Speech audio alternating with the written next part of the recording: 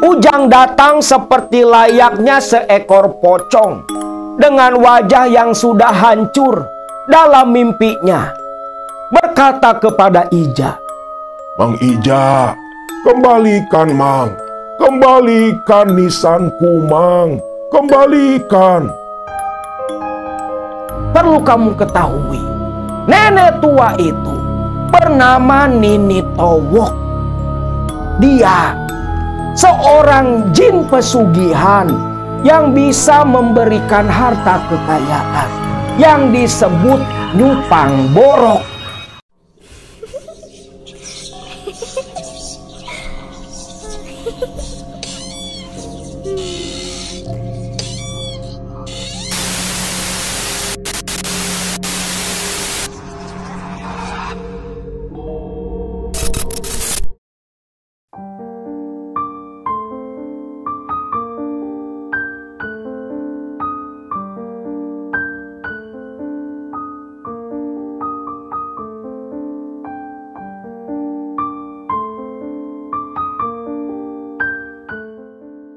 Assalamualaikum warahmatullahi wabarakatuh. Salam sejahtera untuk kalian semua Baraya KMS dimanapun kalian berada. Kisah kali ini masih seputar tentang pesugihan, dan Akang berharap kalian tak bosan, karena kebetulan saat-saat ini cerita yang masuk ke kita itu kebanyakan cerita tentang pesugihan. Untuk kali ini pun, kisah pesugihan yang dibagikan cukup menarik. Bisa dibilang cukup langka juga. Pesugihan yang terkenal di masa lalu dengan sebutan nyupang borok. Di mana pesugihan ini ada ciri khusus bagi si pelaku. Di bagian tubuh si pelaku, selepas melakukan pesugihan nyupang borok, maka tubuhnya akan muncul borok-borok yang begitu menjijikan. Dan borok-boroknya itu tidak bisa disembuhkan. Kalau di pesugihan jimbung selalu ada ciri kulit yang poleng keputihan, di pesugihan nyupang borok sesuai namanya, borok-borok perlahan muncul di tubuh si pelaku sampai akhir hayatnya.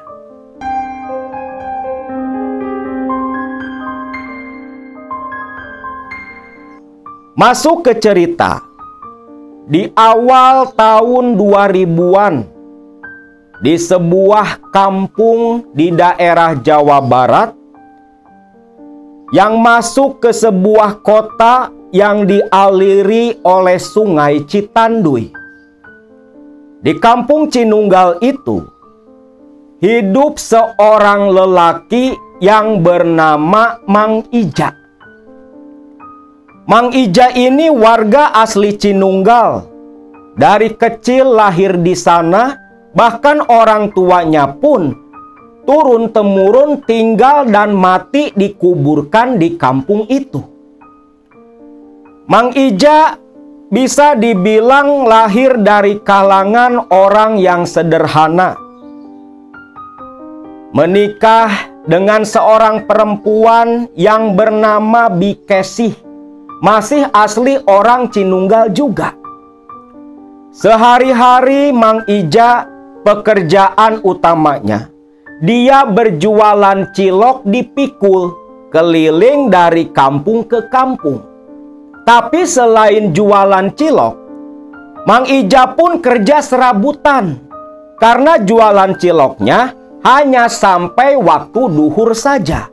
Selepas itu, biasanya Mang Ija mengerjakan pekerjaan apapun sesuai dengan keperluan orang yang menyuruh Mang Ija.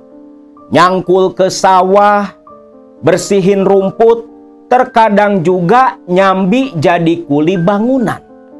Pekerjaan apa aja lah buat Ija, yang penting bisa mencukupi kebutuhan pokok keluarganya. Walau hanya sebagai penjual cilok, tapi Mang Ija ini punya anak yang cukup banyak.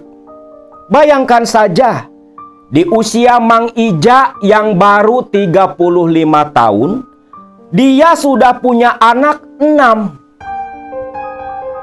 Istrinya Bikesih ini nggak mau KB. Ditambah Mang Ija sendiri, dia punya prinsip banyak anak banyak rejeki. Walau yang terjadi justru kebalikannya. Hidupnya melarat. Buat makan aja susah. Waktu itu anak yang paling besar baru masuk SMP. Sedangkan yang bungsu baru berusia 6 bulan. Bisa kalian bayangkan, di tahun 2000 yang segala serba susah karena belum pulih dari akibat krisis moneter. Ija dari hasil jualan cilok dan kerja serabutan harus menghidupi 7 orang anggota keluarga termasuk Kesih istrinya.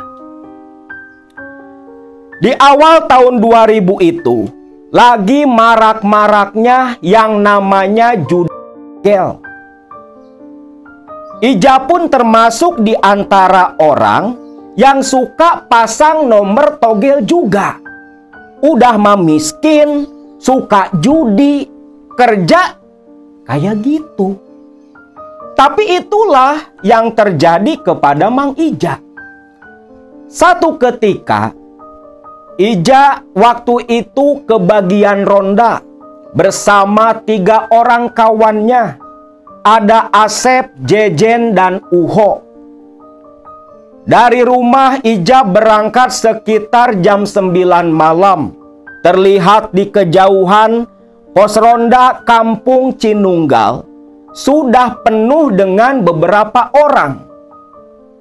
Hiruk pikuk mereka begitu terdengar oleh Ija dari kejauhan. Ija pun penasaran. Waduh, ada apa tuh rame di pos ronda? Buru-buru dia setengah berlari ingin tahu apa yang terjadi. Ternyata riuhnya orang-orang di pos ronda gara-garanya si Asep baru saja tembus nomor togel yang dia pasang. Bahkan terdengar oleh Ija, aduh, nyesel kenapa nggak pasang 4 angka? Kalau dipasang semua, pasti gede nih dapatnya. Kamu sih, kenapa nggak dipasang, Sep? Padahal kan lumayan. Ya siapa tahu. Mana ada yang tahu kalau nih nomor mau tembus. Nyesel mah belakangan, ucap Asep. Ija pun penasaran mendekat ke arah mereka. Wah, bagi-bagi atuh, dapat berapa, Sep? Lumayan, Ja. Nih, dapat 2 juta, ucap si Asep. Memperlihatkan lembaran uang 50 ribuan. Makin malam, suasana pun mulai makin sepi. Sebagian orang sudah pada mulai pulang ke rumah. Yang tersisa hanya petugas ronda. Nah, selepas orang-orang pergi, Ija yang menahan rasa penasaran sedari tadi, dia pun nanya ke si Asep. Sep, itu dapat nomor bisa tembus kayak gitu, dari mana? Hasil ngerumus? Bukan, Ja. Terus terang saja nih. Nih nomor buntut bisa tembus. Ini hasil nanya ke Kidinta. Akidinta? Memangnya Akidinta bisa ngasih nomor? Ya bisa lah. Ini buktinya. Tembus 2 angka. Ya walaupun gak semua yang minta nomor ke Kidinta itu dikasih. Pilih-pilih Kidinta mah, ucap Asep. Ija pun hanya mengangguk-ngangguk saja. Dalam hati agak tertarik, ingin mencoba seperti Asep. Datang menemui Akidinta untuk minta nomor togel. Akidinta ini bisa dianggap sesepuh di Kampung Cinunggal. Biasa ngejampe orang. Terlebih lagi kalau ada orang yang meninggal, Ki Dinta lah yang selalu diminta untuk nelkin mayit di liang lahat. Karena menurut warga kampung Cinunggal, untuk nelkin mayit di dalam liang lahat itu nggak boleh sembarangan. Mesti orang yang mumpuni dan benar-benar ahli. Obrolan pun berlanjut. Mereka berempat saling bertukar pengalaman tentang petualangan mereka mencari nomor togel ke berbagai tempat. Di situ si Uho menimpali. Lah, saya mah kapok minta nomor togel ke dukun. Dulu pernah tuh datangin dukun yang namanya Ki Ishak di kampung sebelah. Kayak yang benar, disuruh nyari kulit pohon nangka sirsak. Mesti digosok di atas pohon langsung sambil dilumuri minyak. Semalaman gosok pohon nangka, kagak ada tuh nomor yang keluar. Kapok lah, males nanya-nanya ke dukun lagi. Uho pun sambil tersenyum, dia pun ikut cerita. Masih mending, cuman pohon nangka. Lah saya disuruh gosok-gosok perut bangkong. Bukannya keluar nomor, yang ada malah darah. Amit-amit dah. Memang dukun-dukun sekarang semua pada tukang tipu. Gak ada yang bener. Namun Asep hanya menyeringai. Kalian sih, kenapa nggak datengin yang deket aja kayak Ki Dinta? Buktinya kan, saya aja sampai keluar nih. Cuman sayang, gak dipasang 4 angka. Kalau pasang 4 angka, ketahuan kan? 12 juta loh. 12 juta pasti keluar. Ya juga. Tapi kapan hari kan saya datang ke Ki Dinta, tapi malah disuruh pergi, nggak dikasih nomor. Padahal saya teh mau bayar, ucap Asep. Mendengar itu semua, Ija pun makin penasaran, pengen coba-coba nih. Siapa tahu Aki Dinta berbelas kasih mau ngasih nomor togel ke dirinya. Waktu terus berlalu, obrolan malam itu semakin panjang. Tak ada rasa kantuk di antara mereka. Karena si Asep yang baru dapat uang hasil togel, itu beli rokok aja sampai berapa bungkus. Namun selepas jam 3 dini hari, para peronda ini pun memutuskan untuk bubar dan pulang.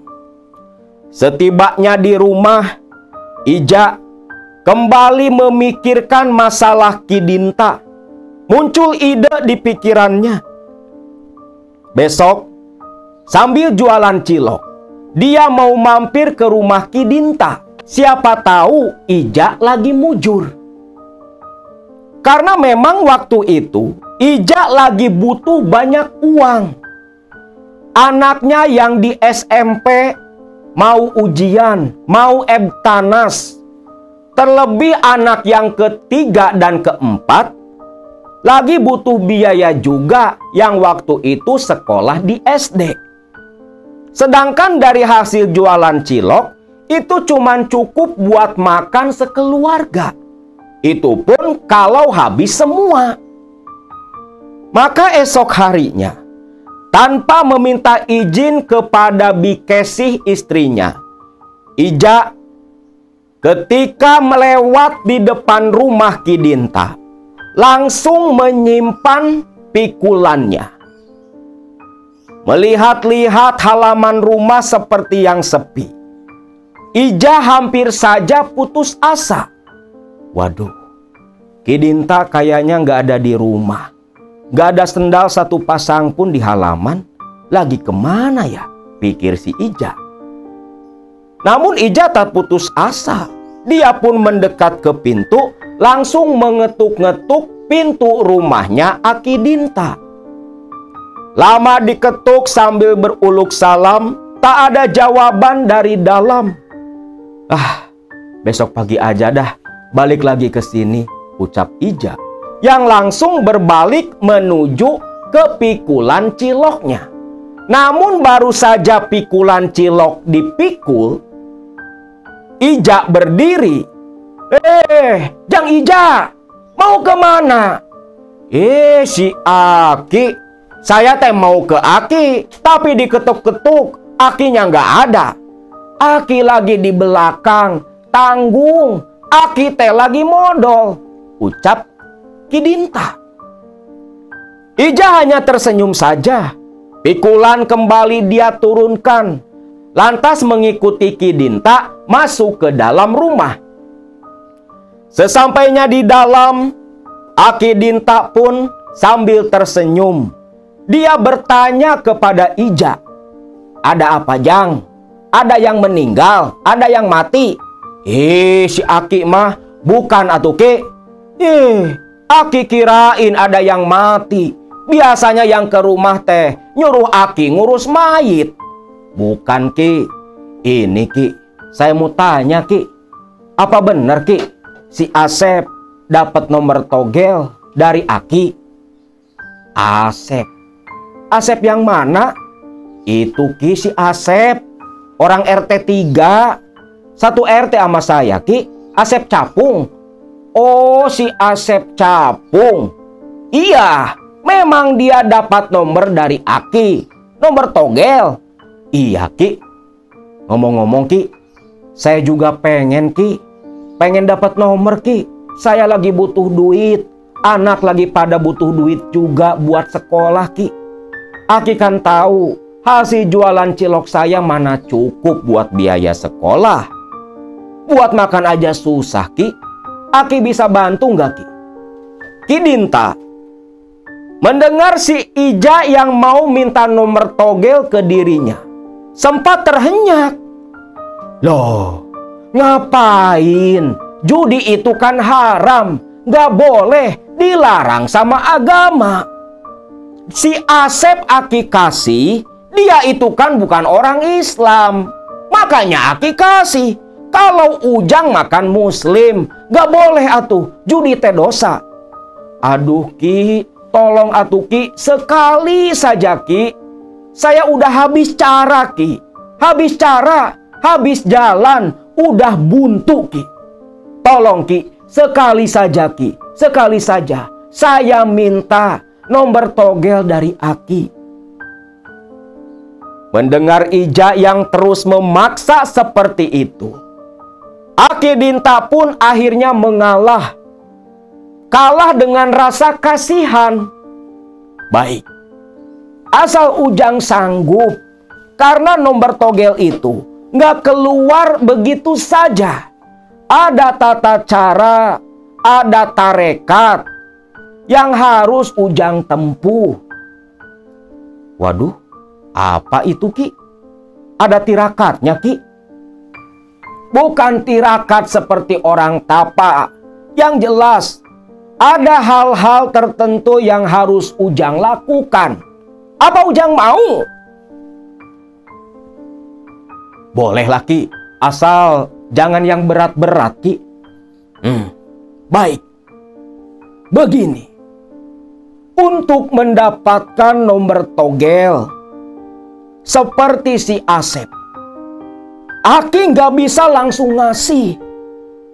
Tetapi kamu harus datang ke kuburan tengah malam.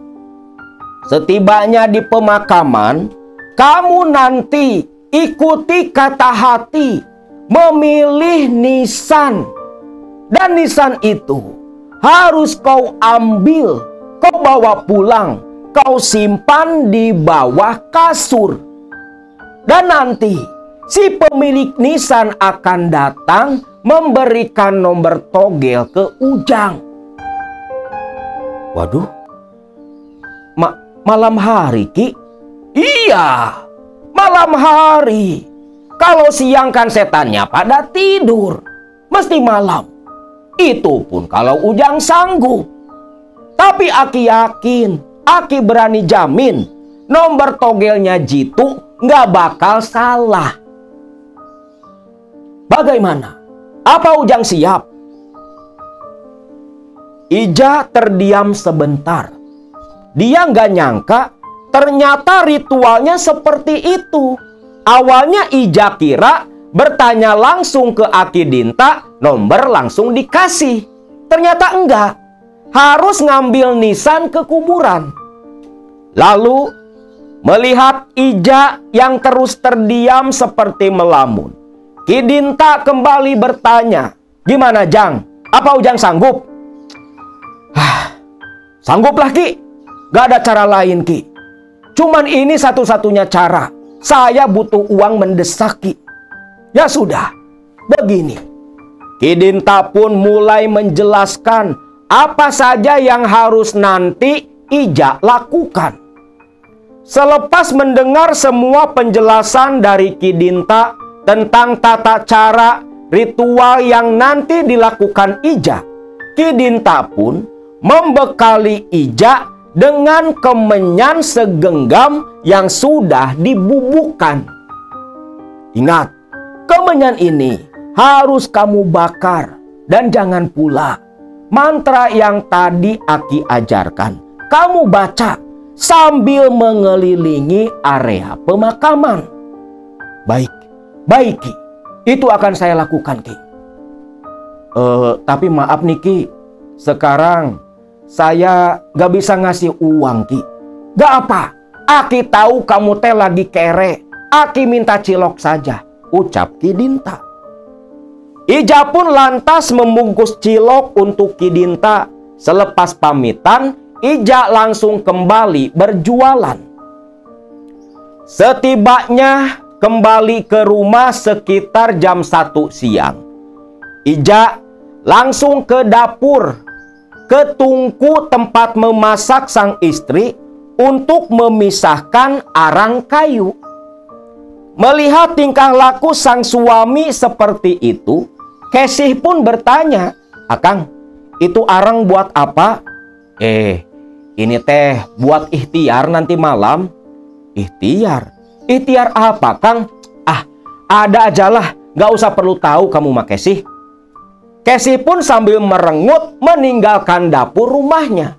Selepas arang didapat, lalu Ija mencari-cari anglo tanah liat yang dia punya. Karena di kampung dulu hampir setiap warga itu pasti punya anglo. Anglo ini kayak tempat pembakaran kemenyan, makbaroh lah disebutnya. Memang di acara-acara tertentu, anglo tempat bakar kemenyan ini begitu dibutuhkan. Seperti acara 4 bulanan, 7 bulanan. Apalagi Ija yang punya anak 6. Tentunya dari dulu waktu lahiran anak pertama, dia langsung memberi anglo agar nantinya gak perlu beli lagi. Selepas semua persiapan selesai, anglo, arang, dan bubuk kemenyan segenggam pemberian Ki Dinta dia pisahkan. Bersiap untuk nanti malam pergi ke pemakaman umum Cinunggal. Singkat cerita, sesuai dengan perintah Ki Dinta, tepat jam 10 malam, Ija sambil membawa senter yang nyalanya kekuningan keluar dari rumah lewat pintu belakang selepas Kesih dan anak-anaknya tertidur lelap.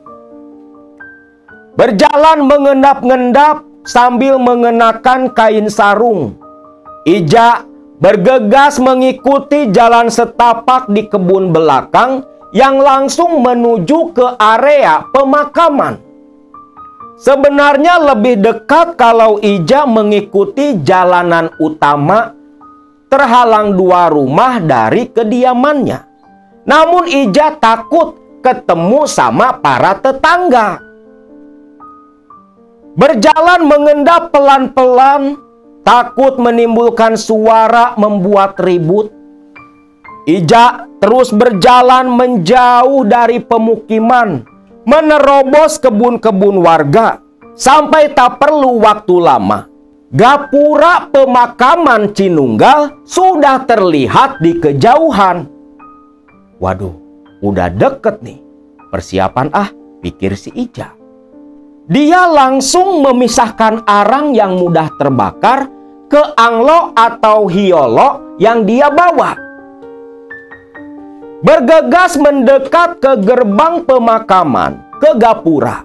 Tepat di bawah gapura, Ija mulai merasa agak takut tatkala pandangannya tertuju ke deretan batu nisan. Pemakaman itu memang begitu besar. Hampir 2 RW warga yang meninggal dikuburkan di sana. Bahkan kedua orang tua Ija sampai nenek buyutnya dikuburkan pula di pemakaman umum itu. Ija mulai membakar arang sambil dikipasi dan ditiup-tiup oleh mulutnya. Selepas arang menyala, dia kembali duduk bersila, pandangannya fokus ke arah deretan batu nisan. Ija pun mulai menaburkan kemenyan bubuk pemberian dari Ki Dinta. Selepas asap kemenyan mengepul, anglo itu Ija angkat, didahului dengan langkah kaki kanan. Tangan kiri memegang anglo, tangan kanan memegang senter. Ija mulai berjalan mengitari area pemakaman sambil membaca mantra yang diajarkan Aki Dinta. Ija berjalan pelan sambil kepalanya celingat-celinguk. Yang dia tatap tentunya deretan nisan sesuai perintah Ki Dinta. 1 putaran Ija selesai mengelilingi area pemakaman. Keringat sudah mulai mengucur deras. 1 putaran saja diperlukan waktu setengah jam lamanya. Kebayang luasnya pemakaman itu seperti apa. Selepas kembali ke titik awal, Ija mengambil napas sejenak, melepas lelah. Lalu kembali membaca mantra dia ulangi. Berjalan lagi. Nah, di putaran yang kedua ini, Ija mulai merasa ada yang tak wajar. Ketika kaki melangkah di atas rerumputan, Ija mendengar seolah ada langkah pula di belakang mengikuti kakinya Ija. Loh, tapi nggak ada siapa-siapa. Ketika Ija langsung berbalik ke belakang, bulu kuduk Ija mulai meremang kembali. Rasa takut yang tadi hilang hinggap lagi. Ija dengan jantung yang berdebar keras, tubuh sedikit menggigil. Dia kembali jalan, pandangan mata agak ditundukkan, hanya menatap ke nisan-nisan. Putaran kedua masih belum ada nisan yang ditemukan Ija. Barulah di putaran ketiga, ketika tepat berada di ujung pemakaman, pandangan mata Ija tertuju kepada sebuah nisan kayu yang terletak di tengah area pemakaman. Batinnya seperti tertarik oleh sesuatu yang tak kasat mata, seperti yang disuruh mendekat. Disorot oleh senternya, ternyata memang betul nisan kayu itu gemetar, bergerak-gerak sendiri. Nah, gak salah lagi, itu pasti nisan yang berjodoh sesuai dengan cerita Ki Dinta. Maka tak pikir panjang, karena waktu sudah larut malam, Ija pun bergegas mendekat ke nisan yang tak mau berhenti bergerak. Namun alangkah kagetnya Ija ketika menatap ke nisan kayu itu. Barulah dia sadar kalau nisan kayu itu ternyata nisannya si Ujang, warga kampung Cinunggal yang mati ganti 2 minggu yang lalu. Astagfirullah, ini mah makam si Ujang. Waduh, gimana ini? Masa mesti ngambil nisan orang yang ganti kiri? Walah, apa nggak bahaya? Pikir Ija. Ija pun menoleh kembali ke sekitaran pemakaman. Siapa tahu ada nisan lain yang bergetar. Tapi cukup lama memperhatikan, hanya nisan yang ada di depannya lah nisan si Ujang yang bergerak-gerak sesuai cerita Ki Dinta. Apa mau dikata? Akhirnya Ija pun duduk bersila di samping pusara si Ujang. Kemenyan sisa yang tadi dia taburkan semua di atas bara arang. Asap kemenyan kembali mengepul. Di situ pun Ija membaca mantra pemberian Aki Dinta sebanyak 7 kali diulang-ulang. Selepas selesai, nyatalah memang terjadi keajaiban. Nisan yang bergerak sedari tadi tiba-tiba saja berhenti. Lalu bersiaplah Ija mengambil nisan kayu itu. Sesuai perintah Ki Dinta, ujung nisan kayu yang lancip itu digigit oleh mulut Ija. Karena menurut Ki Dinta, nisan kayu itu tak boleh diambil oleh tangan. Nisan digigit begitu keras oleh Ija. Tangan kanan mengambil anglo, tangan kiri mengambil senter. Ija mulai berdiri, lalu pelan berjalan mundur 10 langkah, barulah berbalik, berjalan bergegas pergi keluar dari area pemakaman. Namun, alangkah kagetnya Ija ketika tepat keluar dari gapura kuburan. Dari belakang, Ija mendengar suara lirih yang memanggil namanya. Suara itu begitu Ija kenali, tak lain adalah suara si Ujang yang nisannya ada dalam gigitan.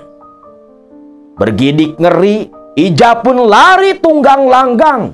Selepas menjauh, nisan kayu dia jatuhkan langsung diambil dengan tangan kanan. Bergegas, Ija buru-buru pulang ke rumah setengah berlari. Setibanya di rumah, ternyata tepat jam 1 malam. Tanpa menimbulkan suara, Ija mendorong pelan pintu dapur belakang. Sedikit berjinjit masuk ke kamar. Dia lihat Kesih tak tidur dalam kamarnya. Sepertinya tertidur menidurkan anak bungsunya. Lalu Ija pun tanpa mencuci dulu nisan yang masih belepotan tanah, dia angkat kasurnya, lalu nisan kayu disimpan tepat di bawah kasur dan ditutup kembali. Selepas selesai, Ija langsung ke kamar mandi, mengganti pakaian dan mengambil air wudhu sesuai instruksi Ki Dinta.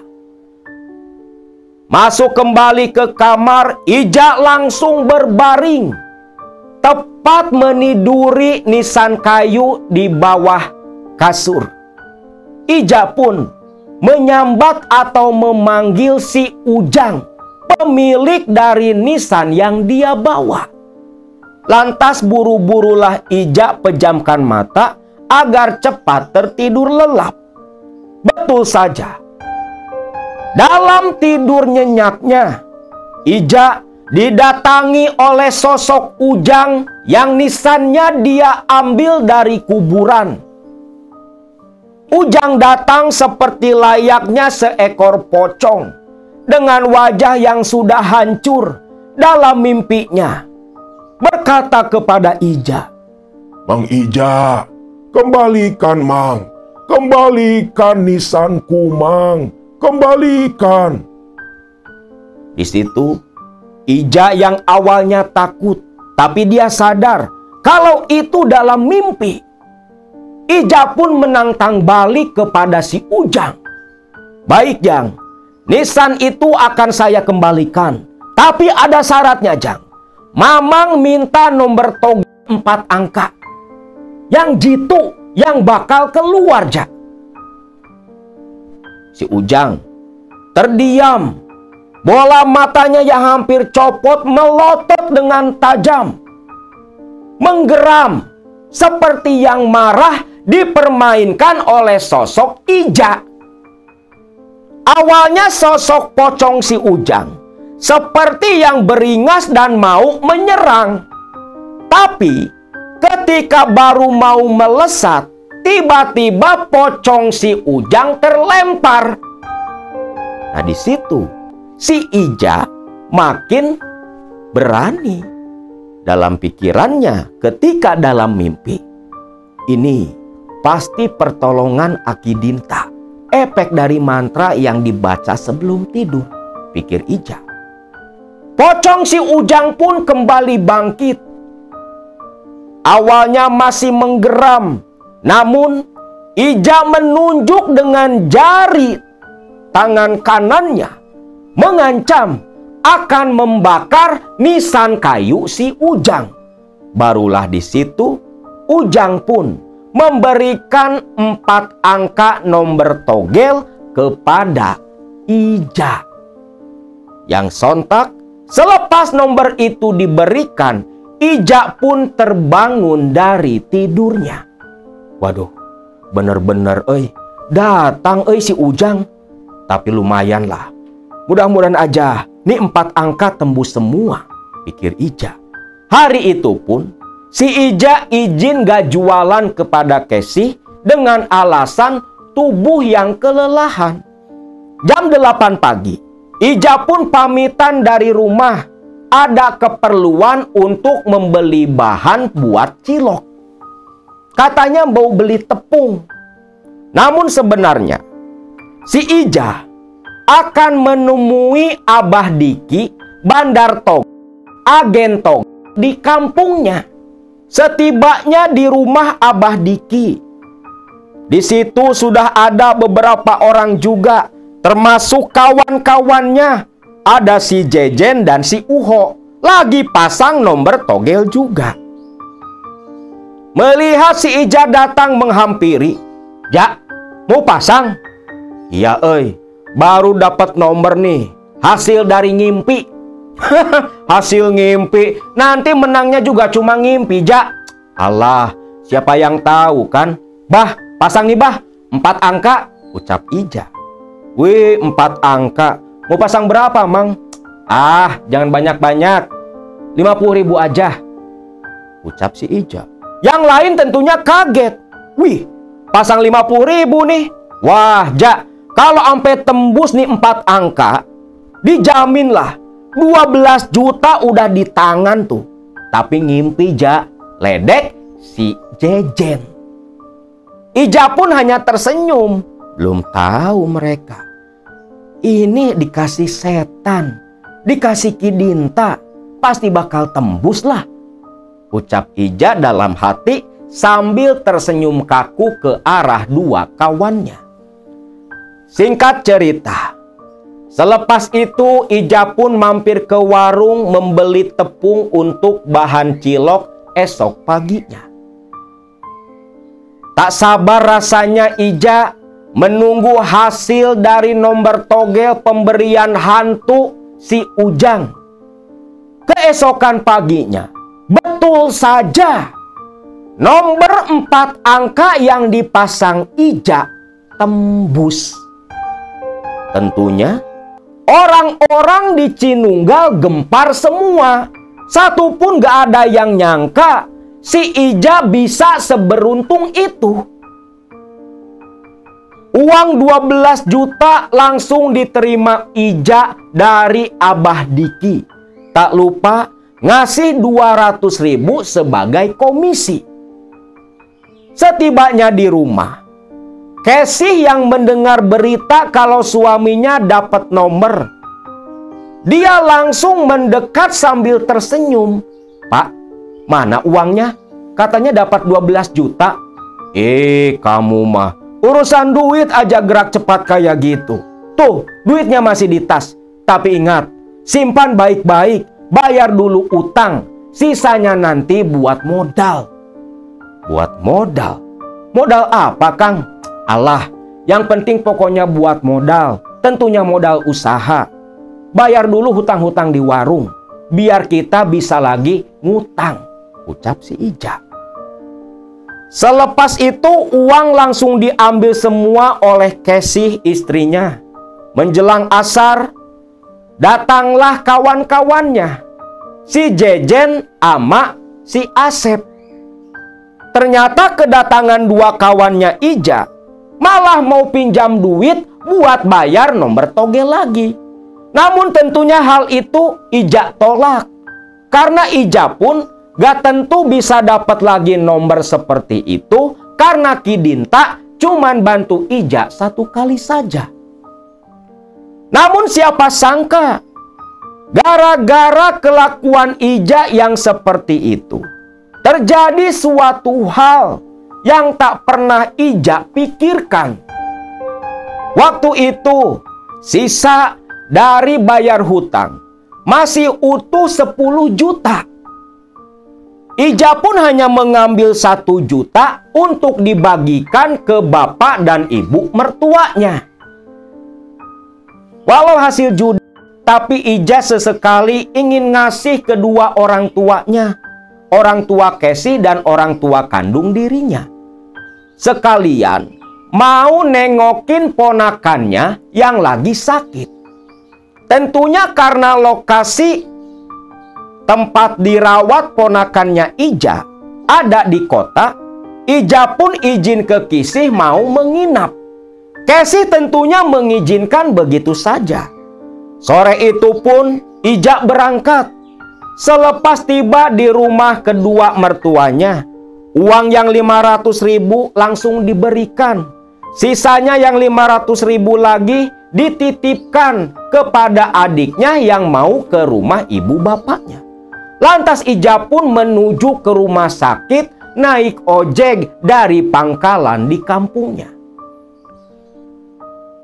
Kembali ke rumah Kesih. Malam itu, selepas tadi sore suaminya pamitan, seperti biasa, Kesih memasak makan malam lalu makan bersama dengan ke-6 orang anaknya. Nonton TV yang masih hitam putih. Dan tepat jam 9 malam, semua anak-anak Kesih pun mulai masuk ke kamar. Rumah itu terdiri dari 3 kamar. Yang 2 kamar ditempati 6 orang anaknya. Yang 1 kamar lagi kamar dia dengan suaminya. Ada sebagian yang tidur di ruang tamu. Namun entah kenapa, ketika Kesih selesai menidurkan si bungsu, ketika mau masuk ke dalam kamar, hawa kamar berbeda. Terasa dingin dan lembab, tak biasanya. Loh, kenapa sih kok nih kamar jadi lembab kayak gini? Pikir Kesih. Dia masih berdiri di antara kusen pintu kamar, belum melangkah masuk. Baru saja kakinya melangkah ke depan, Kesih terdiam ketika merasa di belakang tubuhnya ada yang lewat begitu cepat. Loh, siapa tadi? Perasaan ada yang lari. Sep, Acep, Ujang. Tapi nggak ada jawaban. Kesih kira salah satu anaknya. Kesih jelas sekali karena langkah itu terdengar. Kesih akhirnya kembali masuk ke dalam 2 kamar anak-anaknya. Ternyata semua anaknya masih tidur. Aneh. Lantas yang tadi siapa? Pikir Kesih.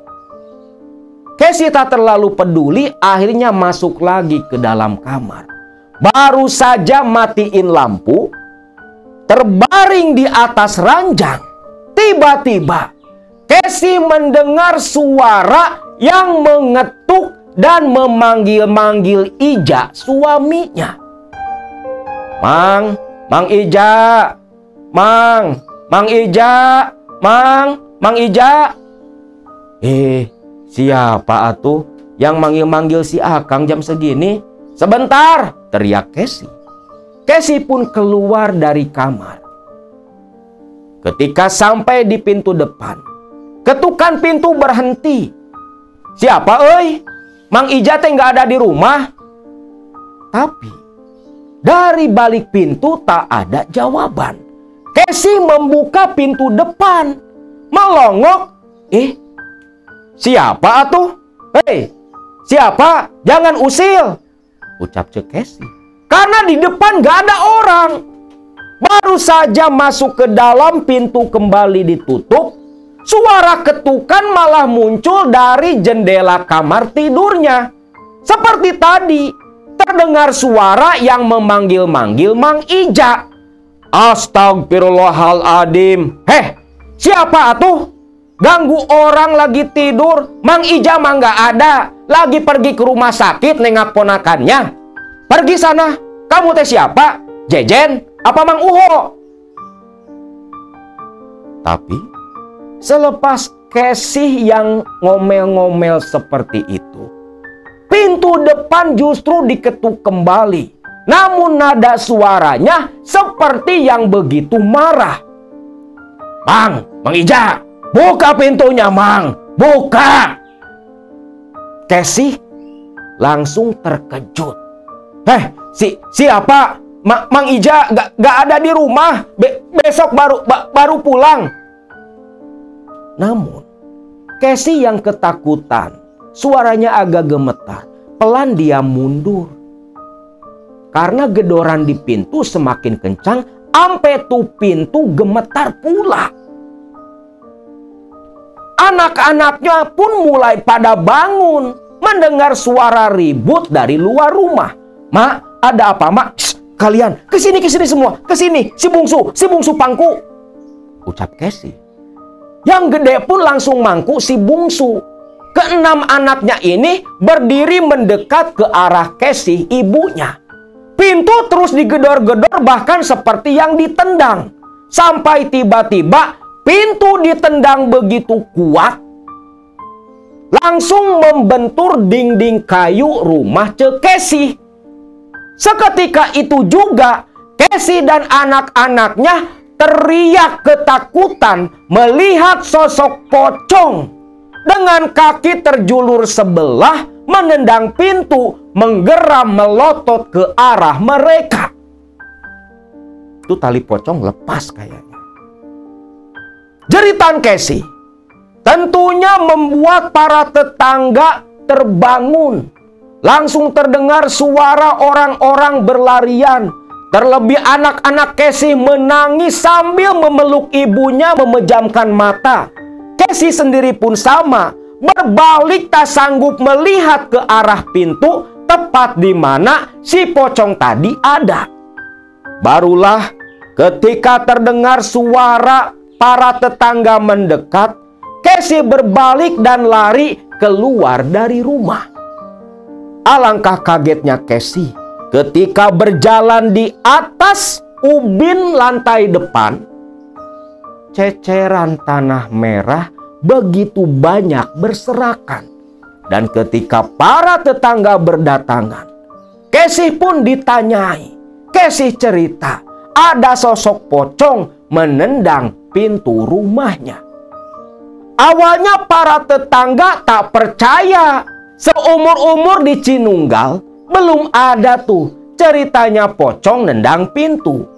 Namun di tengah keributan Casey dan para tetangga, di kejauhan terdengar orang berteriak menyebutkan pocong. Barulah para tetangga percaya. Casey pun meminta izin untuk tinggal sejenak di rumah salah satu tetangganya, Cek Odah. Odah pun tak keberatan. Hitung-hitung ada teman juga. Karena Mang Dadai suami Cek Odah lagi nggak ada.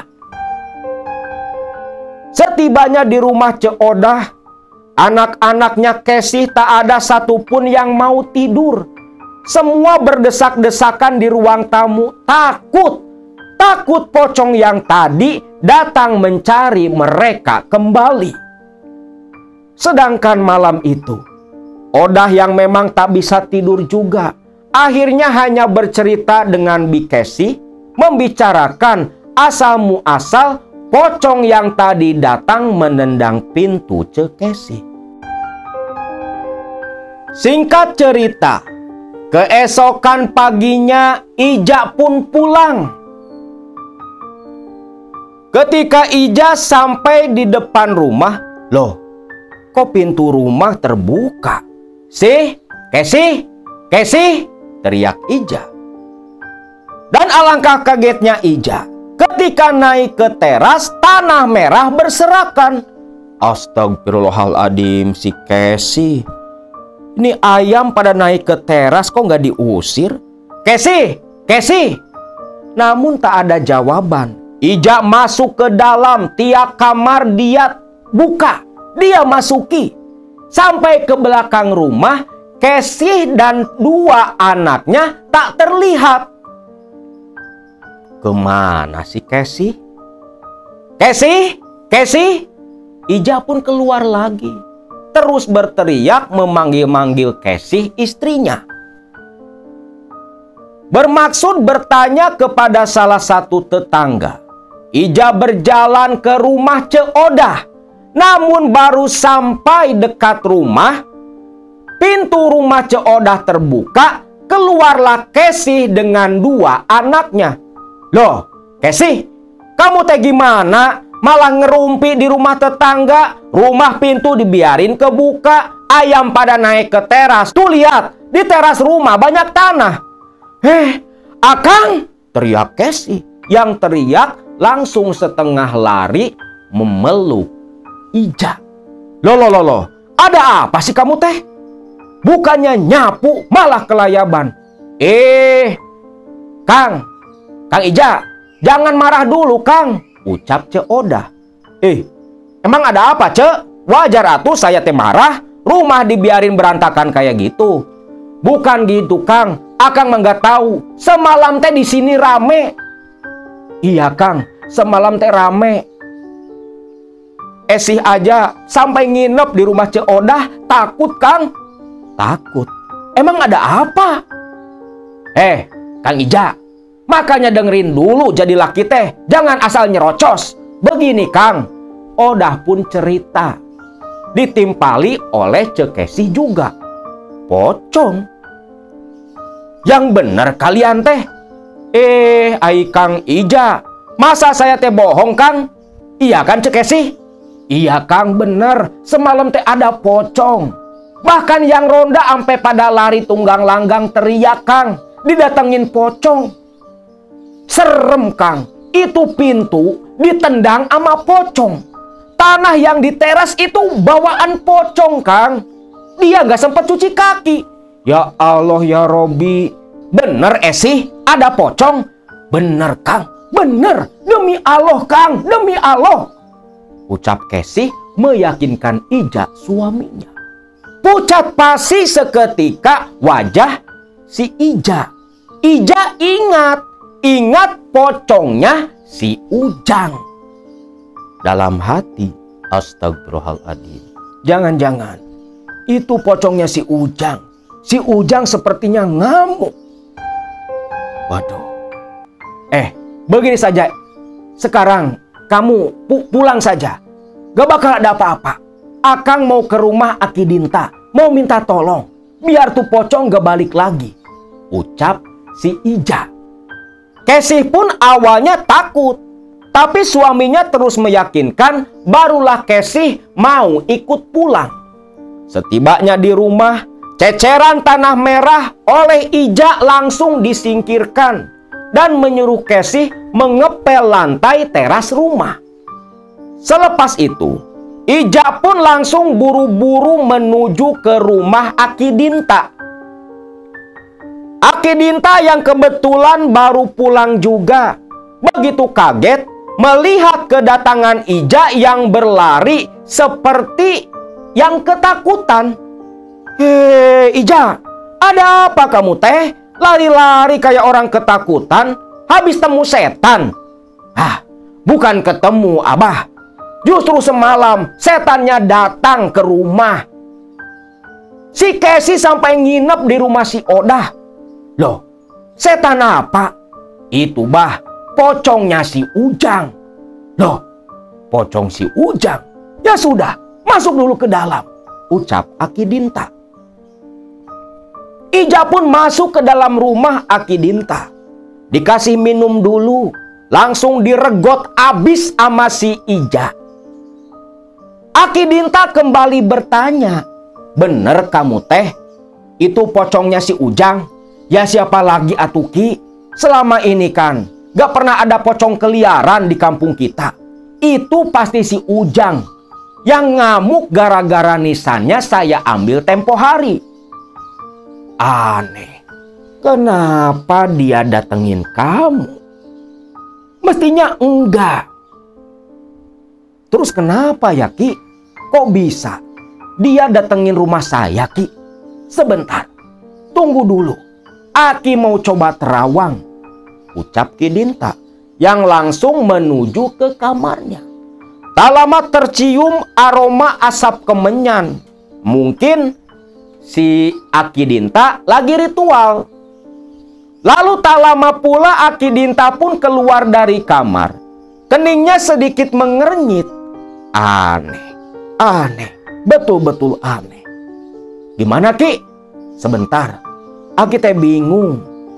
Soalnya mestinya pocong itu nggak balik lagi ke rumah kamu. Sebentar Ija, kamu teh nisannya si Ujang udah dipulangin belum? Nisan? Astagfirullah, Aki lupa Ki, lupa. Nisannya masih ada di bawah kasur. Ija. Kan udah Aki bilang, kalau udah dapat nomor, itu nisan balikin lagi. Aduh, terus gimana atuh Ki? Saya teh lupa, gara-gara terlalu senang itu nomor tembus semua Ki. Lantas gimana Ki? Apa bisa kalau sekarang saja kita kembalikan Ki? Kita, ya kamu dong. Masa Aki dilibatin, duitnya Aki nggak makan. Aki, tenang atuh, masalah duit mah masih ada Ki. Nih, ucap Ija, nyodorin duit 300.000 yang memang udah dia siapin dari rumah. Nah, kalau gini Pak, Aki juga mau bantu. Ya sudah, sekarang kau bawa nisan kayu itu ke sini. Nanti malam, nisan itu harus kita kembalikan ke kuburan. Baik Ki, baik, ucap Ija, yang langsung bergegas kembali ke rumahnya. Sampai di kamar, kasur dia angkat, nyatalah memang nisan kayu masih tergeletak di sana. Buru-buru diambil sama si Ija, dipulangin, dia bawa ke rumah Aki Dinta.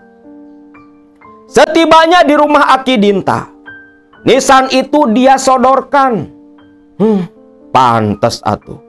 Gara-gara ini nih, pocongnya si Ujang datang nyambangin rumah kamu. Katanya juga, para peronda didatengin tuh pocong. Iya Ki, memang didatengin. Saya juga tahu dari si Odah. Ya sudah, nanti malam jam 10 kamu ke sini. Kita sama-sama ke pemakaman. Kita pulangin nisan si Ujang, ucap Ki Dinta. Ija pun pulang dulu ke rumah. Dan malam harinya, Ija sudah ada di rumah Aki Dinta. Terlihat nisan kayu si Ujang dibungkus oleh kain kapan. Lalu dirituali terlebih dulu oleh Aki Dinta dengan kata-kata bahasa Sunda. Tutup lawang dunia, buka lawang akhirat. Tutup lawang dunia, buka lawang akhirat. Itulah kata-kata dari mulut Aki Dinta sambil memutar-mutarkan nisan kayu di atas asap kemenyan. Sudah, Ija, kamu bawa anglo sama kemenyan dan arang itu. Kita sekarang berangkat ke pemakaman. Berangkatlah tuh mereka berdua. Ija di belakang ngekor pantatnya Ki Dinta. Namun, alangkah terkejutnya Ija ketika sudah dekat dengan gapura pemakaman.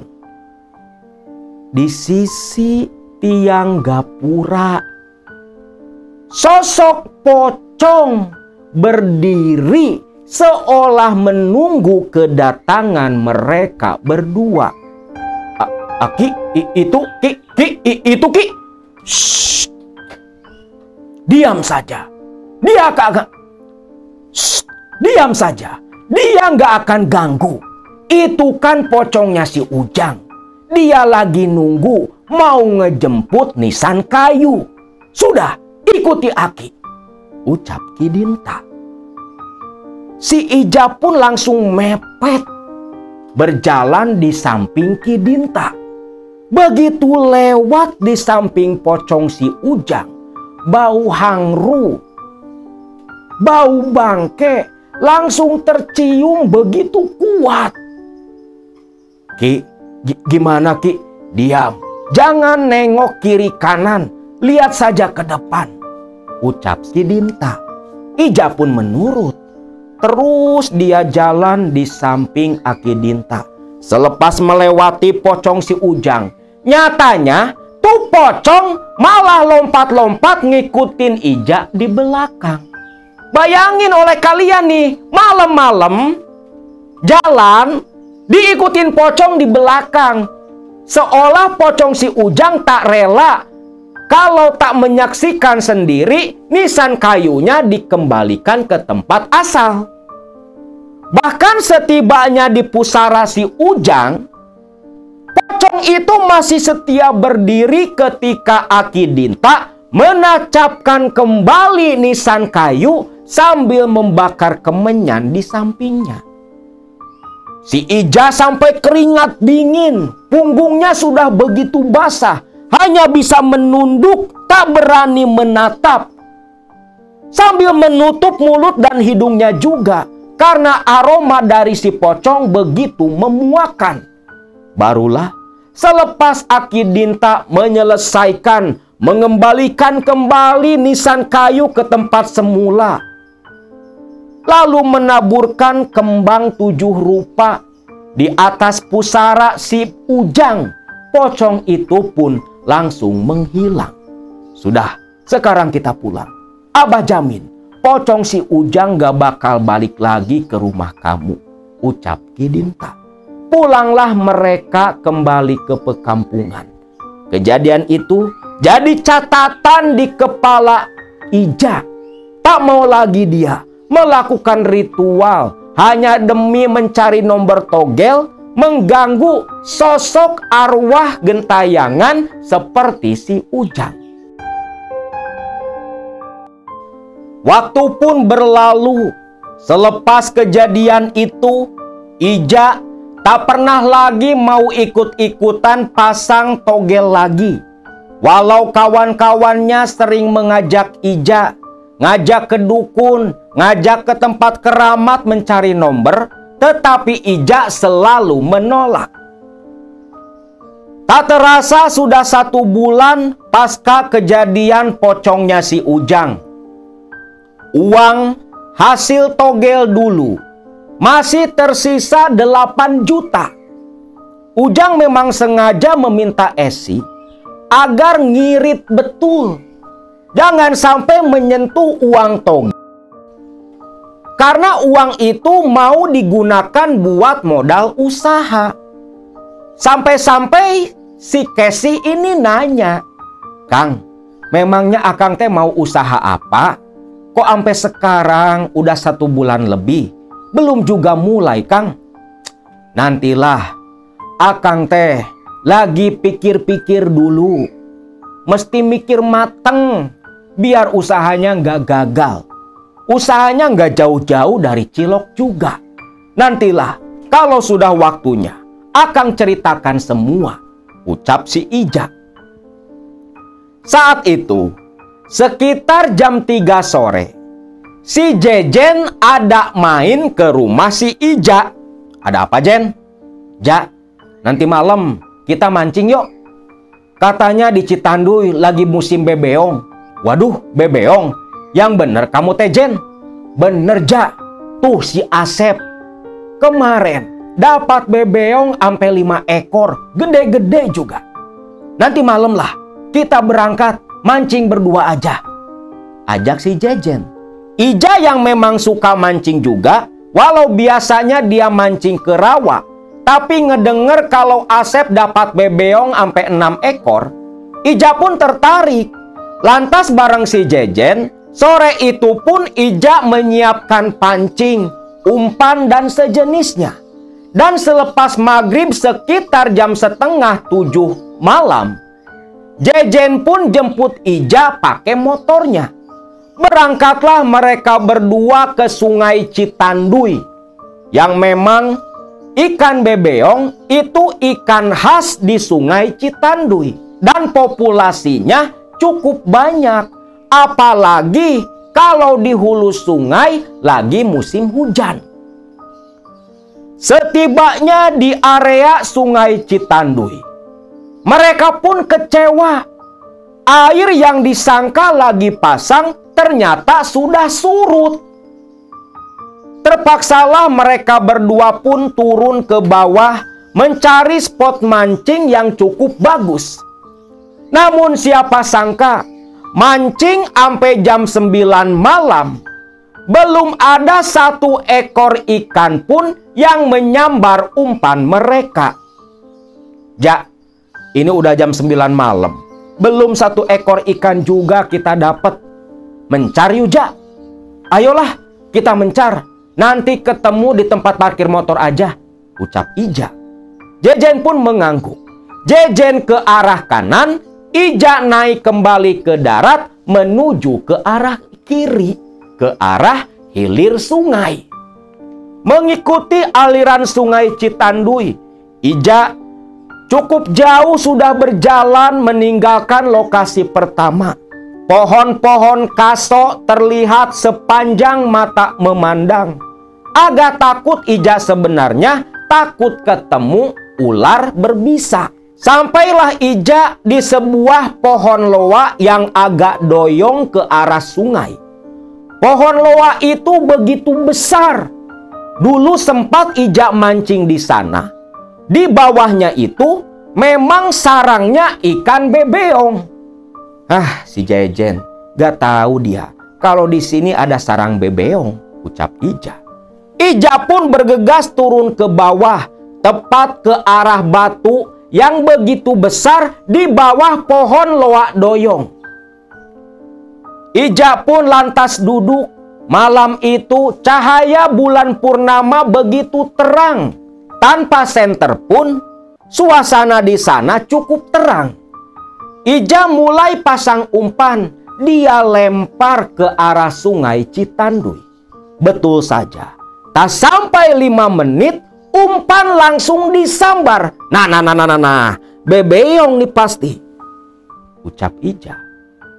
Katrol pun dia putar. Betul saja, ikan bebeong sebesar pergelangan tangan nyangkut di kail umpannya Ija. Ikan pun langsung ditangkap, dimasukkan ke koja.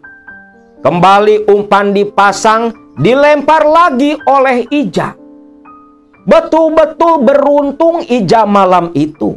Gak sampai setengah jam, 6 ekor bebeong dengan ukuran yang lumayan sudah dia dapatkan. Menengok ke jam tangan, Ija kaget. Tak terasa sudah hampir jam 10 malam. Waduh, udah jam 10 nih. Tapi nggak kedengeran suara si Jejen. Kayaknya si Jejen gacor juga dia, pikir Ija. Umpan masih banyak, dia mancing kembali. Nah, lagi asik-asiknya mancing, nunggu umpan disambar. Dari arah belakang Ija, dari pohon loa, Ija mendengar suara batuk. Batuk nenek tua. Ija lantas nengok. Perasaan tadi ada suara yang batuk. Tapi yang dia lihat hanya pohon loa yang besar, tanpa ada siapapun. Aneh, salah dengar apa ya? Ija pun berbalik kembali memperhatikan ujung joran pancingannya. Baru saja beberapa menit dia diam, tiba-tiba malah terdengar suara orang yang melangkah berjalan di atas pohon loa. Sampai buah loa yang busuk jatuh menimpa kepala Ija. Loh, bajing apa monyet? Ucap Ija sambil menengadah melihat ke dahan-dahan pohon loa yang begitu besar. Tapi tetap Ija tak melihat gerakan apapun. Bahkan angin pun seolah berhenti. Pikiran Ija mulai kemana-mana. Namun itu teralihkan oleh ujung pancing yang kembali bergerak. Lalalala, bebeong lagi nih. Ditarik, betulah seekor bebeong menggantung di ujung pancing. Ija yang senang sampai berdiri karena bebeong itu 2 kali lipat besarnya dari yang pertama. Begitu Ija sedang asik membuka kail sambil tersenyum, ada suara nenek-nenek tua dari belakang Ija. Ujang! Ujang lagi apa? Loh, astagfirullah. Loh, Nek? Nenek lagi ngapain di situ, Nek? Terlihat nenek tua sambil terbungkuk-bungkuk berjalan mendekat ke arah pohon loa tepat di belakang Ija. Nenek mah memang orang sini. Ujang lagi apa? Biasa, Nek. Lagi mancing, Nek. Boleh, Nenek minta. Boleh, Nek, boleh. Tinggal turun aja ke sini, Nek. Milih, Nek, milih. Dapat banyak nih, Nek. Ucap Ija. Ija seperti yang tak sadar. Di situ kan gak ada pemukiman. Cuman kebun kaso sama alang-alang. Nenek tua itu pun tersenyum.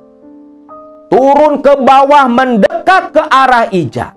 Namun ketika nenek-nenek itu tiba di dekat Ija, Ija mencium bau anyir yang begitu kuat. Bau anyir, Dia kira itu bau anyir ikan bebeong. Si nenek-nenek itu, walau tubuhnya bungkuk, tapi jalannya begitu lancar. Satset udah duduk di samping si Ija. Nek, pilih aja, Nek. Mau bebeong yang mana, tinggal ambil, Nek. Ucap Ija yang kembali memasang umpan dia lempar ke sungai.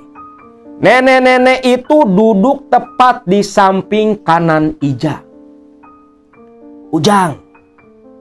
Ujang teh ngapain atuh? Kalau sudah dapat banyak mah langsung pulang. Ujang teh jangan serakah. Nek, lumayan atuh, Nek. Mungkin ini teh rejeki saya, Nek. Rejeki. Memang Ujang teh mau punya rejeki yang banyak. Ya mau atuh, Nek. Siapa, Nek, yang gak mau rejeki banyak? Ucap si Ija. Nenek itu kembali terkekeh-kekeh. Barulah sadar si Ija. Kalau nenek-nenek itu bungkuknya dia sangka itu tulang yang melengkung. Ternyata ketika menatap lekat, yang disangka bungkukan tulang oleh Ija itu ternyata gembolan kain.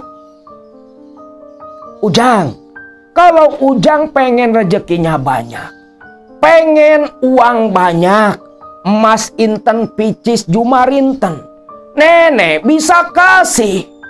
Ucap si nenek tua sambil membuka gembolan kainnya. Ija tercekat menatap ke arah gembolan kain yang dibuka oleh si nenek itu. Nih, ini akan menjadi milik Ujang dengan syarat. Syaratnya apa, Nek? Syaratnya nenek titip penyakit nenek.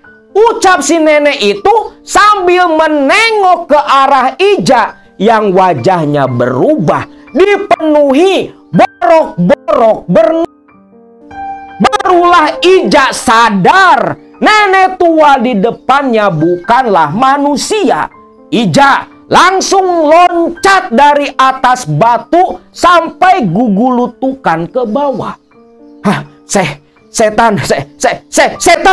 Hei, Ujang, katanya mau. Nenek cuman mau nitipin penyakit nenek. Ija yang sudah begitu ketakutan, sudah lupa akan pancingan dan ikan bebeong di koja. Dia lari menjauh, teriak memanggil-manggil Jejen.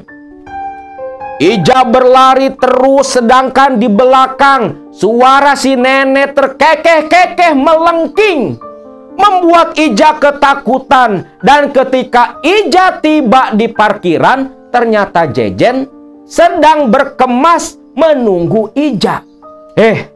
Ija, kamu teh kemana? Dari tadi dipanggil-panggil nggak nyaut-nyaut. Jen, saya tepan mancing di bawah pohon loa. Pohon loa. Saya juga dari sana nggak ada siapa-siapa. Dipanggil-panggil kok nggak ada. Ija pun kaget. Lawang dari tadi dia di bawah pohon loa. Bahkan bilang ke si Jejen dia tuh duduk di atas batu. Tapi Jejen kekeh gak lihat siapapun di batu bawah pohon loa. Lantas Ija cerita ketemu nenek tua dengan wajah yang penuh borok. Mendengar itu, Jejen pun langsung pucat pasi. Lantas buru-buru ngajak si Ija pulang. Di perjalanan pulang, Jejen cerita ke Ija. Ja, untung kamu buru-buru lari, Ja. Kalau enggak, bisa mati kamu di sana. Loh, emang kamu tahu, Jen, nenek tua yang wajahnya penuh borok itu? Taulah, Ja. Dulu pernah ada juga pemancing yang didatengin, disamperin sama tuh nenek tua. Tahu-tahu besoknya udah ketemu ngambang di bawah pohon loa. Cuman bukan di situ ketemunya. Makin bergidik ngeri lah si Ija. Aduh, alhamdulillah masih selamat saya, Jen. Buru, Jen, kita pulang, Jen. Capek saya, Jen. Ija sudah tak ingat kepancingan sama koja. Yang penting dia bisa pulang ke rumah. Singkat cerita, setibanya di rumah hampir jam 2 malam. Ija lantas mandi dan buru-buru menyusul tidur Esih istrinya. Dia pun cerita kepada Esih pertemuan dia dengan si nenek tua. Namun Ija tak cerita ke siapapun tentang gembolan berisi emas intan berlian beserta uang yang ditawarkan oleh si nenek tua. Waktu berlalu, mulailah Ija membuka usaha yang dulu sempat dia ceritakan kepada Esih. Ternyata usahanya nggak jauh-jauh dari cilok. Dan memang masih jualan cilok. Cuman bedanya, uang yang tinggal 7 juta itu Ija gunakan untuk membuat beberapa buah roda. Maksudnya, Ija ini mau rekrut orang untuk jualan cilok dengan sistem bagi hasil. Waktu itu ada 3 roda cilok yang selesai dibuat, 4 dengan punya Ija. Mulailah Ija merekrut beberapa orang pemuda kampung Cinunggal yang mau kerja ke dirinya, yang mau usaha bareng. Beberapa orang pemuda pun berminat. Mulailah usaha cilok Ija pun berjalan. Namun selepas beberapa bulan cilok jalan, Ija pun masih tetap jualan.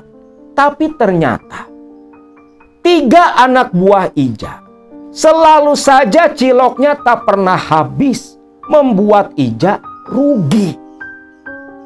Ija sampai berpikir, apa mungkin usaha gagal gara-gara modalnya hasil judi? Apa nggak cocok ya kalau jadi bos cilok, pikir Ija. Hari ke hari, bukannya untung, si Ija malah buntung. Uang modal dari hasil togel dulu sudah habis. Malah ke warung pun Ija masih punya utang tepung. Cukup besar juga. Akhirnya Ija mau tak mau menghentikan dulu usahanya. Akang, gimana ini teh Kang? Usaha sudah bangkrut, uang sudah nggak ada. Akang juga sekarang jadi males jualan. Gimana tuh Kang? Akang teh bukannya males jualan, tapi udah nggak ada warung yang mau ngasih ngutang. Akang harus beli pakai apa buat bahan bikin cilok? Kesih pun hanya bisa merengut dan menyalahkan Ija. Sedangkan Ija memilih untuk diam, putar otak, cari usaha yang lain. Terlebih lagi, semenjak jualan cilok dengan 3 orang anak buahnya, orang-orang sudah mulai enggan memberi pekerjaan ke Ija. Biasanya kan kerja serabutan si Ija ini. Namun semua seperti yang segan, karena taunya orang-orang si Ija ini udah jadi bos. Karena begitulah, ngomong ke orang selalu tinggi. Bilangnya usahanya bagus, uang banyak. Ya jelas, mana ada tetangga yang mau ngasih Ija kerjaan. Karena bangkrut saat itu, Ija pun jadi seorang pengangguran. Sampai satu saat, Ija yang pusing memikirkan kondisinya. Dia tertidur begitu lelap.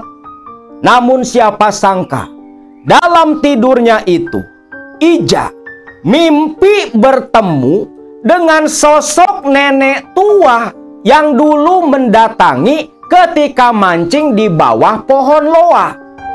Nenek tua itu sama persis dengan yang pernah menemui Ija. Bajunya mengenakan kebaya warna merah yang sudah begitu kusam. Mengenakan kain samping warna putih.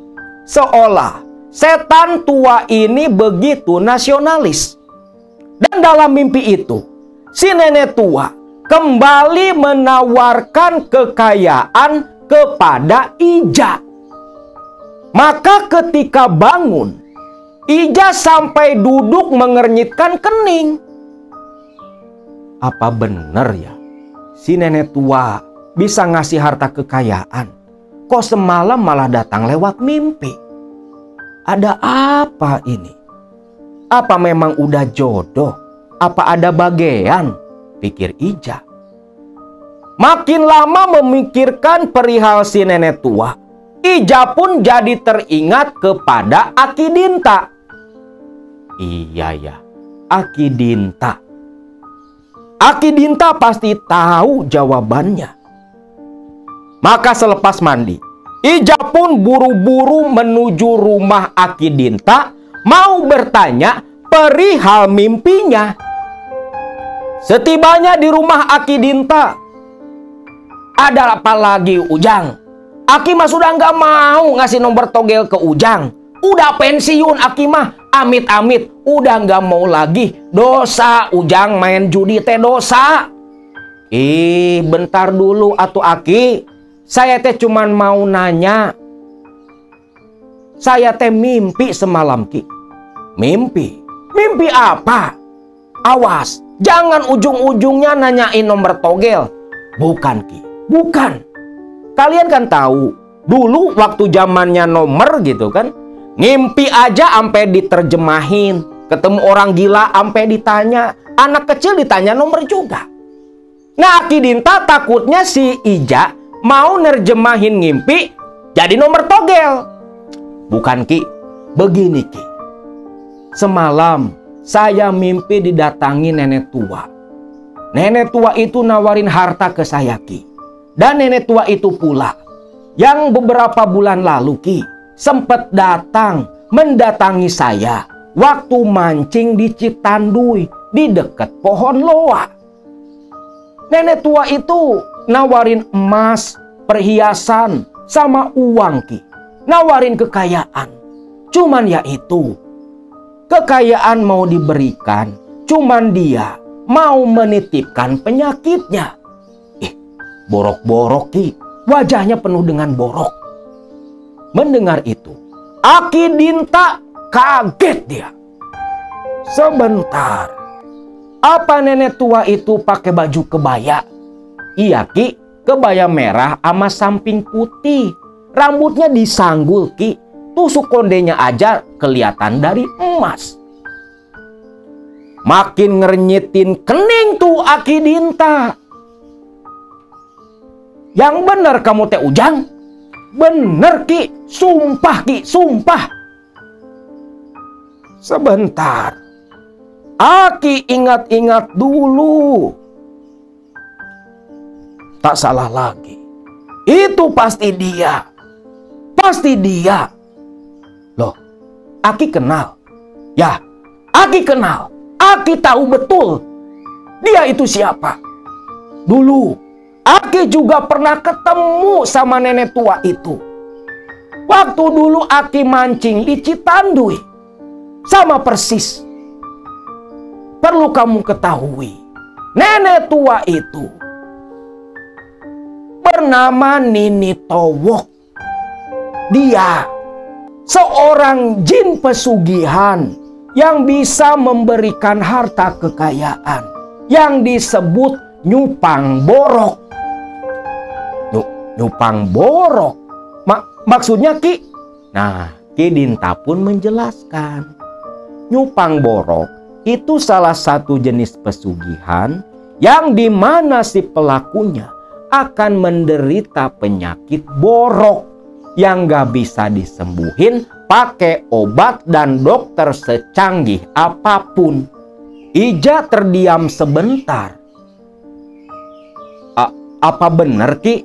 Bener, Ujang. Memangnya kenapa? Lah, kalau cuman masalah borok doang, Maki. Gak masalah, Ki.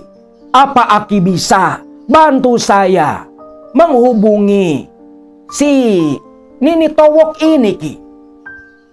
Maksudnya, Ujang teh mau pesugihan. Mau, Ki? Mau, Ki? Daripada saya hidup tersiksa seperti ini, Ki. Tolonglah, Ki. Tolong. Sekali saja, Ki. Sekali saja, Ki. Lagu lama. Dulu waktu minta nomor togel sama sekali. Ya kan cuman sekali, Ki. Semenjak itu saya gak pasang togel lagi, Ki.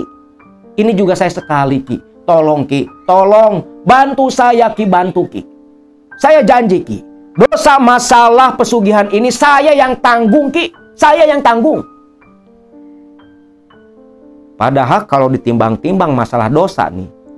Dosa judi masih ringan lah tibatan dosa muja. Dosa nyupang. Lawong nyupang kan gadein akidah. Muja setan.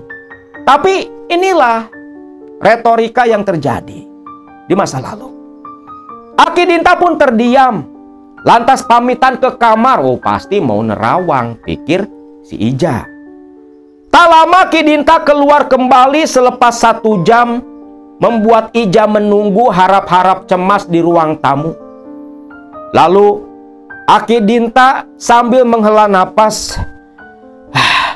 Jang, Aki bisa bantu. Cuman Nini Towok minta syarat-syarat tertentu kepada Ujang untuk kelengkapan ritual. Apa itu, Ki? Ternyata salah satu syaratnya bukan tumbal. Si Ija hanya harus mencari ayam jago berwarna putih. Komplit dengan sesaji yang lain. Umbo rampe, cara berem, cara bodas, segala macam lah. Kopi, rokok juga. Wah, kalau masalah itu mah gampang, Ki. Cuman itulah. Mungkin kalau nyari ayam agak susah, Ki. Saya minta waktu lah. Tak apa. Karena Nini Towok bisa kapan saja ditemui. Kalau sudah ada syarat-syaratnya nanti. Aki akan nganter kamu ke pohon loa itu. Ternyata pohon loa itulah yang menjadi sarang si Nini Towok. Ija pun setuju. Lantas pamitan dari rumah Ki Dinta. Sebelum pulang ke rumah, Ija menemui Mang Ahmad, seorang pedagang ayam yang biasa keliling dari kampung ke kampung. Ija berpesan agar ketika Ahmad menemukan ayam jago warna putih, dibeli. Bakal dia bayar berapapun harganya. Pesan si Ija. Ahmad pun setuju. Dan ternyata 1 minggu kemudian Ahmad datang sore hari menemui Ija sambil menggembol seekor ayam jago putih sesuai pesanan Ija. Ija pun begitu senang. Ayam itu lantas dibayari oleh Ija. Malam itu pula, Ija langsung membawa ayam ke rumah Ki Dinta, dan esoknya Ija ke pasar membeli keperluan sesaji dari tukang kembang di pasar di kota tempat dia tinggal. Selepas semua sesajen sudah tersedia, Ija pinjam motornya Jejen, alasan mau ngojek nganterin Aki Dinta. Jam 9 malam boncengan dengan Ki Dinta, Ija menuju Sungai Citanduy, parkir di tempat parkir dulu bersama Jejen, dan berjalan kaki berdua dengan Ki Dinta menuju ke pohon loa. Setibanya di pohon loa, Ija dan Ki Dinta turun ke bawah. Ternyata ritual dilakukan tepat di batu besar tempat dulu Ija mancing di sana. Di situ ritual pun dimulai. Sesaji ditata di atas batu. Lalu ayam jago putih disembah oleh Ki Dinta dan darahnya dikucurkan ke atas kembang 7 rupa. Selepas ayam mati, daging ayam hidup itu disimpan di samping sesaji. Kemenyan dibakar. Ki Ija pun mulai ritual memanggil Nini Towok untuk melakukan perjanjian dengan Ija. Setelah cukup lama, Aki Dinta duduk bersila. Dia pun berbalik. Ija, Aki akan meninggalkan kamu di sini sendiri. Nanti Aki balik lagi kalau ritual perjanjian sudah selesai. Baik, Ki. Baik. Saya bersedia, Ki. Kalau ada apa-apa, bagaimana, Ki? Teriak saja atau lari, ucap Ki Dinta, yang langsung berdiri turun dari batu meninggalkan Ija sendiri di bawah pohon loa. Sekepergian Aki Dinta, Ija kembali sila menghadap ke sesaji, langsung memanggil-manggil Nini Towok agar sudi hadir menemui dirinya. Awalnya tak ada hal apapun yang terjadi. Namun makin lama mulai muncul bau anyir. Bau anyir yang Ija kenali. Bau anyir yang dulu mengiringi kedatangan Nini Towok beberapa bulan lalu. Lalu terdengar suara batuk dan kekeh nenek tua. Begitu Ija membuka mata, Nini Towok sudah duduk ucang-ucang di dahan loa yang cukup besar. Ujang, akhirnya Ujang teh kesini. Bagaimana? Apa Ujang mau? Nenek kasih harta. Mau, Nek. Saya mau. Lalu, tak banyak bicara. Nini Towok dan Ija pun mulai melakukan perjanjian. Malam itu, malam Rabu. Di bawah terangnya bulan purnama, Ija yang duduk di bawah pohon loa, duduk bersila menghadap Nini Towok. Ija menandatangani dengan darah dari ujung jari tangannya perjanjian dengan setan borok yang menjanjikan harta kekayaan kepada Ija.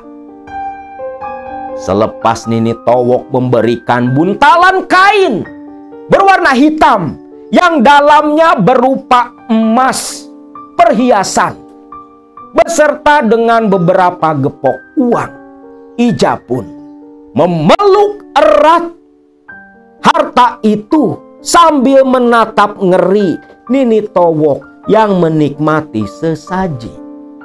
Selepas itu Nini Towok menghilang. Ayam sudah tak utuh lagi, semua terkoyak. Lalu datanglah Ki Dinta memanggil Ija dari pinggiran pohon loa. Ija, sudah selesai. Lekas kita pulang. Baik, Ki. Ija pun turun menemui Kidinta ke atas, lalu menuju ke tempat parkir motor. Buru-burulah mereka semua pulang kembali ke Cinunggal. Setibanya di Cinunggal, Ija mampir di rumah Akidinta. Akidinta pun berpesan, "Ija, kamu mesti ingat, setiap malam Jumat kamu harusnya sajen buat Nini Towok. Karena itu aturan pesugihan Nyupang Borok. Dan kau jangan kaget ketika kau bangun tidur nanti, ada borok di tubuhmu." Ija paham betul akibat dari pesugihan Nyupang Borok. Lantas, dia pun pamitan dari rumah Kidinta. Namun ketika Ija mau memberi Kidinta uang dari dalam gembolan, "Jangan, Aki tak mau.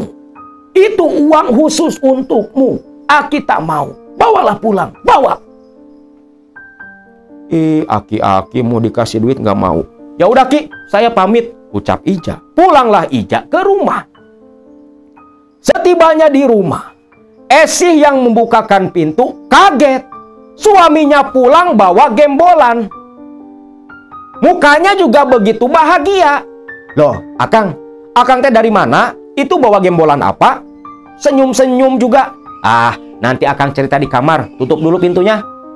Esih nurut. Pintu ditutup dikunci dari dalam. Setibanya dalam kamar tidur, Ija duduk menghadap Esih yang begitu penasaran ingin tahu isi dalam gembolan. Dan ketika gembolan dibuka, Esih terbelalak tak menyangka tangannya gemetar memegang begitu banyaknya perhiasan emas. "Akang, ini apa, Kang? Ini?" "Esih, inilah hasil ikhtiar Akang tadi sama Kidinta. Ini harta untuk kamu." "Kang, Akang gak ngerampok kan?" "Ya Allah Esih, masa Akang teh ngerampok?" "Enggak sih, ini semua pemberian Nini Towok." "Nini Towok? Siapa Nini Towok, Kang?" Ija pun jujur ke Esih kalau dia baru saja melakukan persekutuan, melakukan perjanjian dengan sosok Nini Towok, jin pesugihan Nyupang Borok. Di situ Esih terkejut. "Ya Allah Kang, siapa yang Akang tumbalkan, Kang? Siapa? Aku atau anak-anakmu, Kang?" "Gak ada tumbal Esih, gak ada. Akang bersumpah tak ada satupun dari kalian yang ditumbalkan. Pesugihan ini tanpa tumbal Esih. Sudahlah, kau nikmati saja ini. Besok kita ke pasar, kita jual perhiasan emas ini. Tapi ingat, jangan dijual semua. Mesti bertahap, biar orang tak curiga." Esih pun mengangguk paham. Walau hatinya was-was, takut salah satu anaknya menjadi korban. Mulailah besoknya, satu persatu emas itu dijual. Emas berbentuk perhiasan, kalau ditimbang saat itu, total semuanya sekitar 1 kilo. Harga emas per gram sekitar 72.000 pada tahun 2000-an. Paling mahal 75. Ija dari hasil menjual emas dapat 72 juta. Dan itu dijual dalam waktu 1 bulan di toko-toko emas yang berbeda. Belum lagi uang, tokonya semuanya kurang lebih 150 juta. Uang yang didapatkan hasil pemberian dari Nini Towok. Dan tak lupa, malam Jumatnya pun Ija nyesajen sesuai perintah Akidinta. Dan memang selepas pulang dari Sungai Citanduy ritual di bawah pohon loa, pagi-paginya ketika Ija mandi, Ija merasa gatal di bagian sikut dan lututnya. Begitu diperhatikan, memang betullah muncul borok. Dalam tempo semalam, pagi-pagi langsung muncul borok di antara sikut dan lututnya Ija. Rasanya perih, panas, dan gatal. Namun Ija tahan. Dia sadar itulah konsekuensi yang harus dia terima selepas ngikut perjanjian nyupang borok.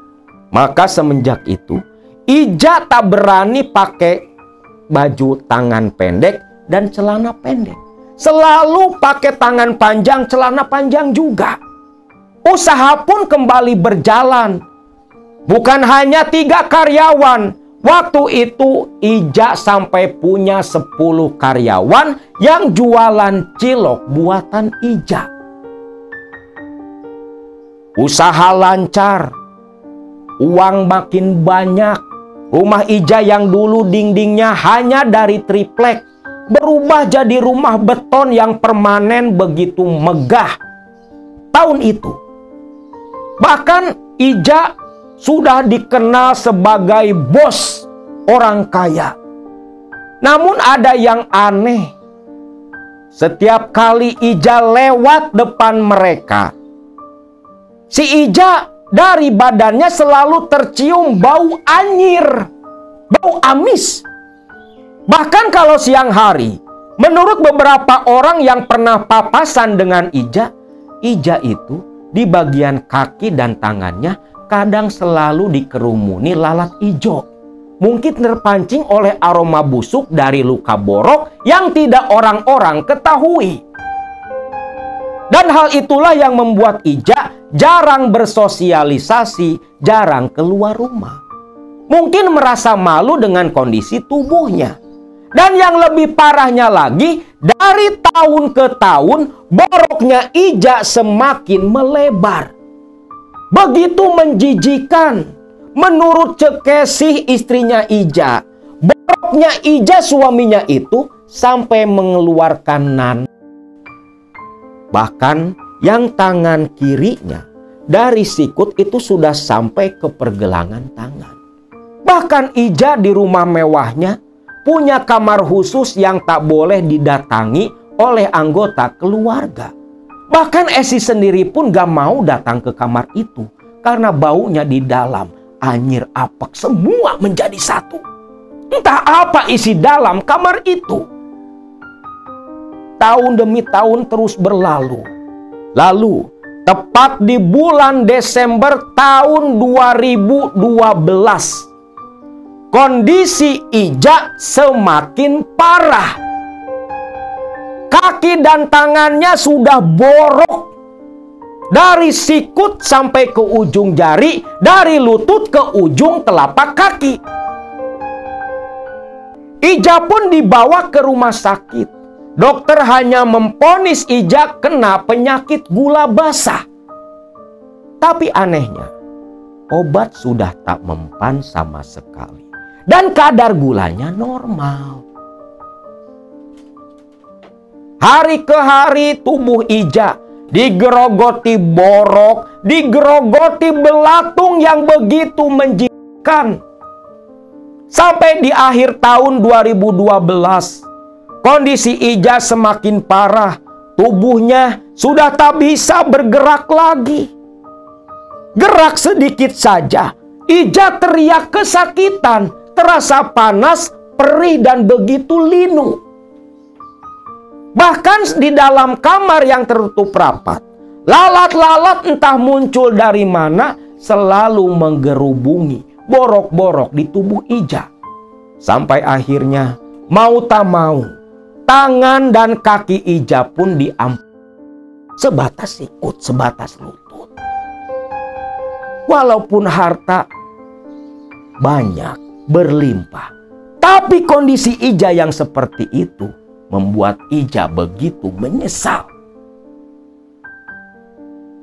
Lalu, makin lama, makin aneh tubuhnya Ija.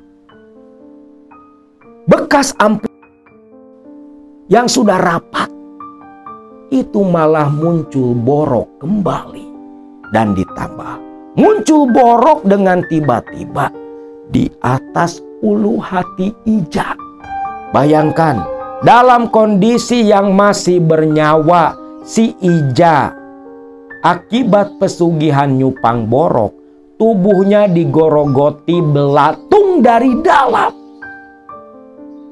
Namun saat itu, Ija, di detik-detik sebelum kematiannya, dia mimpi didatangi Nini Towok yang langsung selepas bangun dia ceritakan kepada Casey. Casey pun bingung harus bagaimana karena tak tega melihat sang suami seperti itu. Lalu Ija minta diantar ke rumah Aki Dinta. Mengenakan mobil kijang waktu itu, Ija dinaikkan ke kursi roda oleh anak tertuanya. Diantarlah Ija ke rumah Aki Dinta. Disaksikan sang anak dan ibunya, istri si Ija. Di depan Aki Dinta sambil menangis dan Aki Dinta menahan mual, menahan muntah. Ija pun cerita, ternyata di balik perjanjian dengan Nini Towok di bawah pohon loa 10 tahun yang silam, ada sesuatu yang Ija sembunyikan dari Aki Dinta. Di mana hari itu Ija cerita ke Aki Dinta kalau dulu Nini Towok dalam perjanjiannya hanya akan memberikan harta kekayaan kepada Ija selama 10 tahun saja.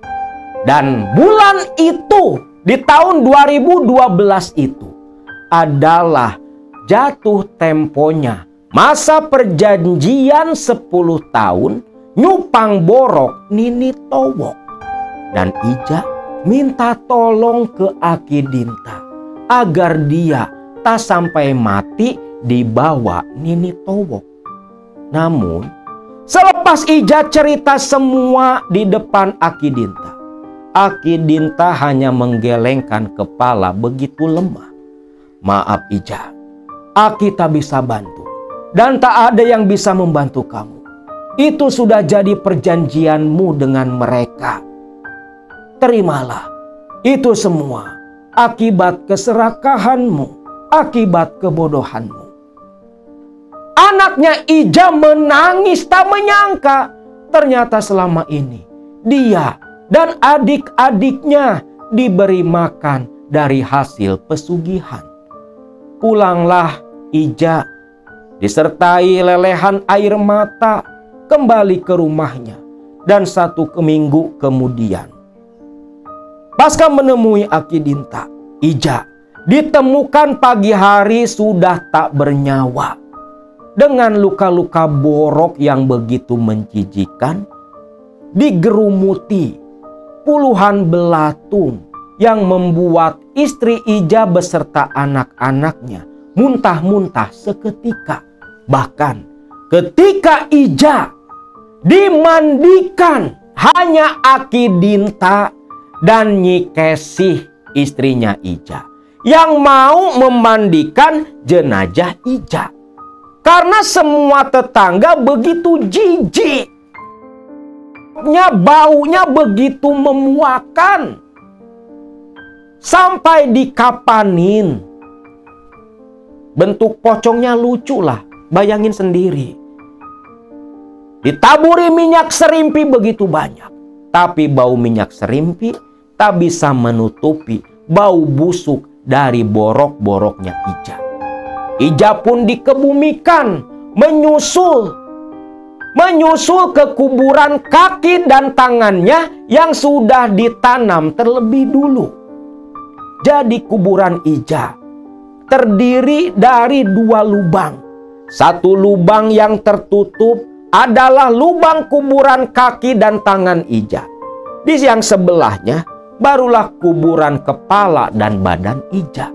Dan selepas jenazah Ija dikebumikan, ditutup kembali dengan tanah. Mohon maaf, menurut cerita dari narasumber kita, selama 3 hari, bau busuk selalu tercium di area pemakaman berasal dari kuburan Ija. Nah, itulah kisah pesugihan nyupang borok Nini Towok yang pernah terjadi beberapa puluh tahun silam, dialami oleh Mang Ija yang disangka punya penyakit gula, namun nyatanya yang terjadi justru adalah akibat dari persekutuannya dengan setan.